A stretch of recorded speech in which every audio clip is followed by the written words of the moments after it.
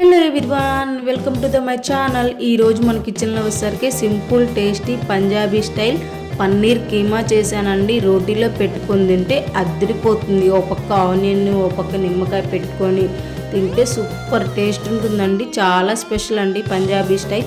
ఎలా చేస్తానో చూపిస్తానండి. నేనైతే ముందు 100 గ్రామ్స్ పన్నీర్ తీసుకున్నానండి. చూసారు కదా, 100 గ్రామ్స్ పన్నీర్ తీసుకుని చూసారు కదా అలా తురుముకున్నానండి. తురుముకొని పక్కన పెట్టేసుకుందాం. ఈలోపు వేరే ప్రాసెస్ చేసేసుకుందాం. ఒక గిన్నె తీసుకొని 1 కప్పు శనగపిండి తీసుకున్నానండి. ఇక్కడేనండి సీక్రెట్. 1 కప్పు శనగపిండి, 1 teaspoon salt, 1 teaspoon కారం, 1 టీ స్పూన్ పసుపు, 1 టీ స్పూన్ పెరుగు, 1/2 టీ స్పూన్ పాలు, 1 టీ స్పూన్ గరం మసాలా వేసుకొని మంచిగా మిక్సింగ్ చేయాలండి. చూసారు కదా ఎంత తిక్కుగా వచ్చేసిందో. అవన్నీ కొంచెం బాగా తిక్కుగా వచ్చేసి పక్కన పెట్టేసుకుందాం. స్టవ్ ఆన్ చేసి గిన్నె పెట్టేసి 1 టేబుల్ స్పూన్ నెయ్యి వేసుకున్నానండి. నెయ్యి వేసిన తర్వాత నెయ్యి కొంచెం వేడిన తర్వాత 1 టీ స్పూన్ కారం వేసుకోవాలండి. మీరు కారం కొంచెం స్పైసీగా ఉంటే కొంచెం తక్కువ వేసుకొని కొంచెం ఆయిల్లో ఫ్రై చేయాలండి కారాన్ని. చూసారు కదా అలా ఫ్రై చేసేసి మనం ముందే మసాలా ప్రిపరేషన్ చేసాం కదండి, అందులో వేసేసుకొని స్పూన్తో ఒకసారి మంచిగా అట్లా కలుపుకోవాలండి. ఆ స్పైసీ కారం అంతా ఆ మసాలాకు పట్టాలి కదా. ఇంకా అది పక్కన పెట్టేసుకొని స్టవ్ ఆన్ చేసి గిన్నె పెట్టేసి 1 టేబుల్ స్పూన్ నెయ్యి వేసుకున్నానండి. నెయ్యి ప్లేస్లో నూనె వేసుకోవచ్చు, లేదంటే బటర్ అయినా వేసుకోవచ్చు, పర్వాలేదు. నేనైతే ఇది మొత్తం నెయ్యి మీదే చేశానండి ప్రాసెస్.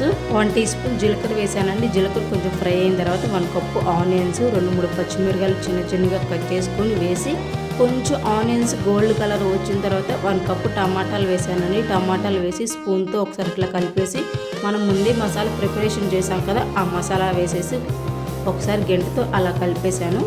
చూసారు కదా ఆయిల్ అప్పటికే సపరేట్ అయిపోతుంది. 1 టీ స్పూన్ సాల్ట్, కొంచెం కొత్తిమీర వేసుకొని అలా కలుపుకోవాలండి. ఎందుకంటే మనం సాల్ట్ ఇందాక కొంచెం వేసుకున్నాం కదండి, ఆ ఫ్లేవర్ మసాలా ఫ్లేవర్ అనేది మంచిగా కర్రీకి పట్టాలి కాబట్టి 1 టీ స్పూన్ సాల్ట్ వేసి మళ్ళీ అలా కలిపాను. 1 కప్పు వాటర్ వేసుకోండి. వాటర్ వేసిన తర్వాత స్పూన్తో అలా కలిపేసుకుంటే ఆయిల్ అప్పటికే సపరేట్ అయిపోతుందండి. చాలా సింపుల్ అండి, టేస్ట్ కూడా చాలా బాగుంటుంది.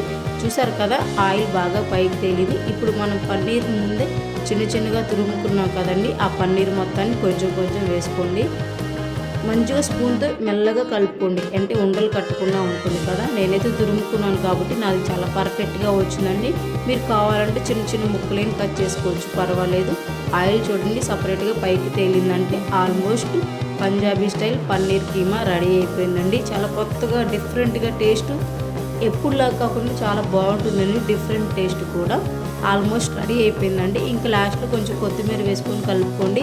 కొత్తిమీర వేసిన వీడియో మిస్ అయింది అనుకుంటా, పర్వాలేదు. బట్ చూసారు కదా లాస్ట్లో స్టవ్ ఆఫ్ చేసే ముందు నిమ్మకాయ పిండుకోవాలండి. ఇదేనండి సీక్రెట్. నిమ్మకాయ పిండుకుంటే పుల్ల పుల్లగా ఆ పంజాబీ స్టైల్ పన్నీర్ కీమా అద్దరిపోతుంది. నిమ్మకాయ పిండిన తర్వాత ఒకసారి అట్లా స్పూన్తో కలిపేసి ఇంకా నేనైతే వెంటనే కర్రీ అయిపోయిన వెంటనే పక్కనే రోటీ పెట్టేశానండి. చపాతీలు చేశాను, మడత చపాతీలు చేశాను. పన్నీర్ కీమాలోకి చపాతీల కాంబినేషన్ చాలా బాగుంటుందండి. నేనైతే మడత చపాతీలు చేశాను. అదే డబుల్ చపాతీలు రుద్దానండి. చాలా బాగా పొరలు పొరలు పొంగుతాయి కదా, చపాతీ ఫ్లేవర్ కూడా చాలా బాగుంటుంది. చూసారు కదా కొంచెం ఆయిల్ వేయగానే చపాతీ ఎలా పొంగుతుందో. నాకు ఇట్లా అంటే చాలా ఇష్టం అండి. ఇంట్లో చపాతీలోకి ఇంకా పన్నీర్ కీమా పెట్టుకొని తింటే అబ్బా ఆ టేస్టే వేరండి.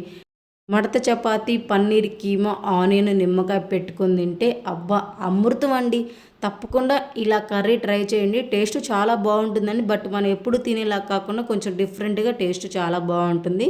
మా వీడియో నచ్చితే లైక్ చేయండి, మా ఛానల్ని సబ్స్క్రైబ్ చేసుకోండి. Thank you so much watching my video. Daily videos upload చేస్తూ ఉంటాను, చూసేయండి ఫ్రెండ్స్. ఓకేనా? Thank you.